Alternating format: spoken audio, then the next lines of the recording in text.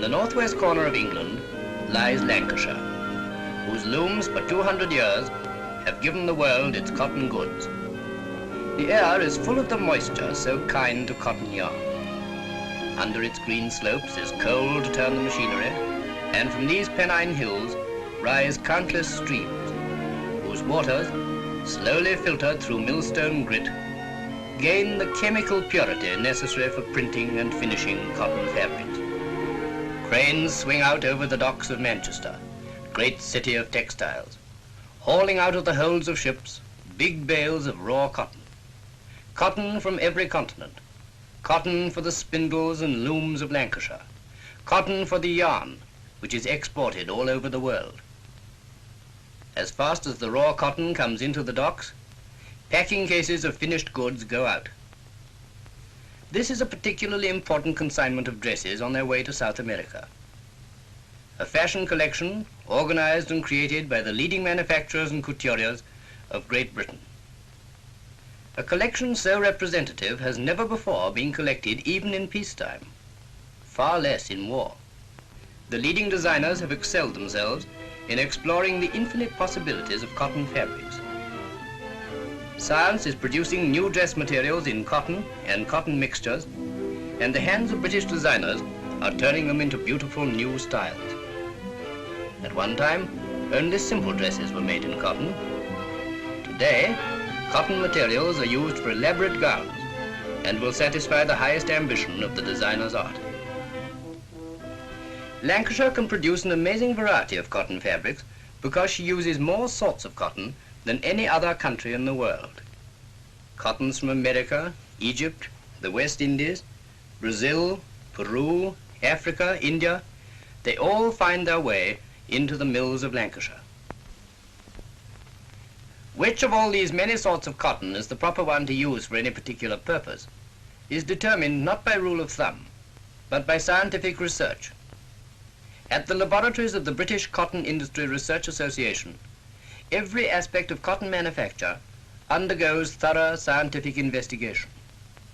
A great deal of this research is concerned with the structure and qualities of the cotton fibers themselves.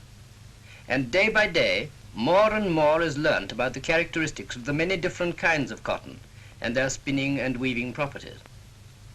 This information is tabulated and passed on to the practical men in the mill. In these days of progress, the cotton fiber is allowed to have no private life that is not subject to minute inspection under the microscope. Chemists have produced magic potions which detect easily the difference between the cotton and the other fibers with which it may be mixed. And the qualities of those other fibers are also an important part of the work carried on at the splendidly equipped laboratory.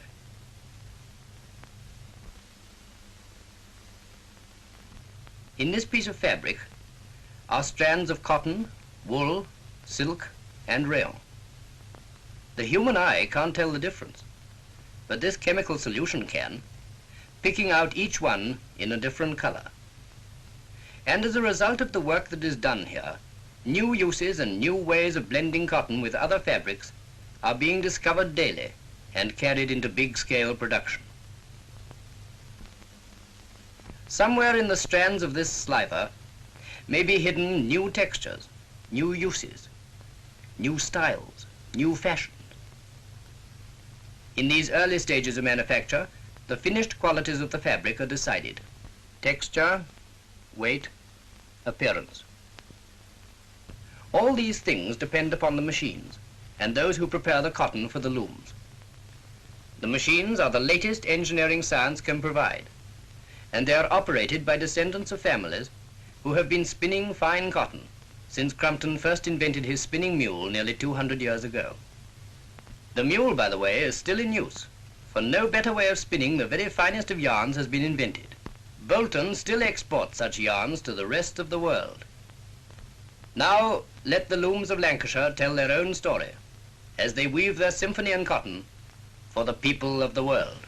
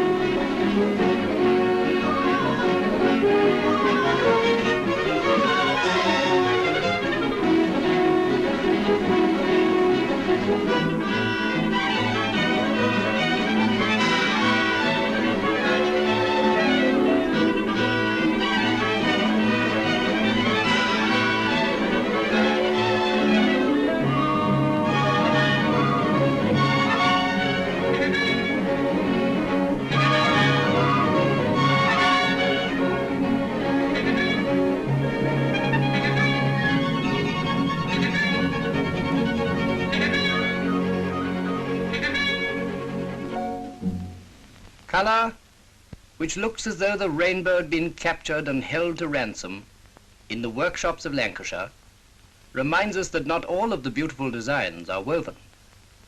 Many are printed in these colours in which the skill of the chemist unites with the art of the designer. These colours may have to live through many cheerful days of usefulness, perhaps under the glare of a tropical sun, and their brightness is being determined now through the skill with which these hands are mixing together the seemingly vague quantities of pigments. The printing of designs on cloth at first sounds as if it were very much a matter of mass production. Yet although these designs are destined to be produced on thousands of yards of cloth, every one of those yards will bear the imprint of an artist's hand and brain. The designs are prepared by skilled craftsmen for engraving on copper rollers. A delicate needle traces out each intricate detail of the design and transfers it exactly to the copper. Minute inspection under the magnifying glass ensures that the design will print clearly and accurately. A difficult job when you remember that each design is in several colors with a separate roller for each. Meanwhile, the machines that will print the cotton are waiting. The colors are mixed. The cotton has been woven into long rolls of fabric. The time has come for us to see how, through the cooperation of chemists, mixers, designers, engravers, engineers, and weavers, the machines capture the colors of the rainbow and fix them onto a roll of cotton.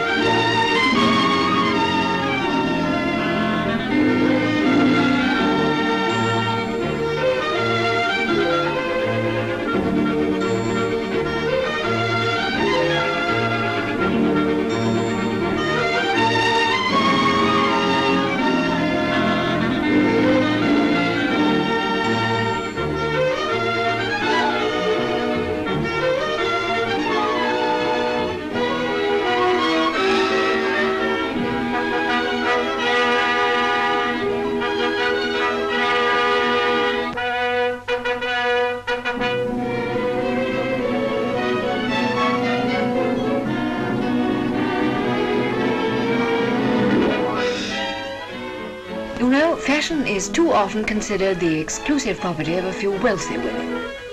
In this collection of dresses for South America, the British Cotton Board Colour, Style and Design Centre has assembled for all women the work of famous fashion houses, whose names read like inscriptions from the walls of the Temple of Fashion. Molyneux, Hartnell, Steeble, Lachasse, Paquin, Creed, Worth, Digby Morton, Peter Russell. And helped by materials cleverly patterned to assist in the cutting, cotton now hangs in those lovely lines which we thought belonged only to silk and satin. Day dresses, suits, and evening gowns as well. The greatest designers and couturiers in the world now create out of cotton clothes that still excite admiration and envy, but can cost, well, shall we say shillings instead of guineas.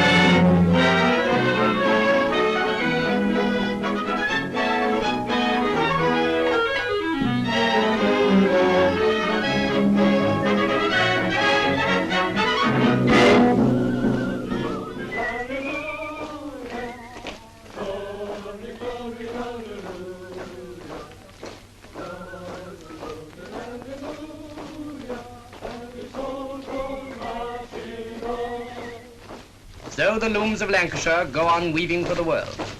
For in peace or war, Britain delivers the goods.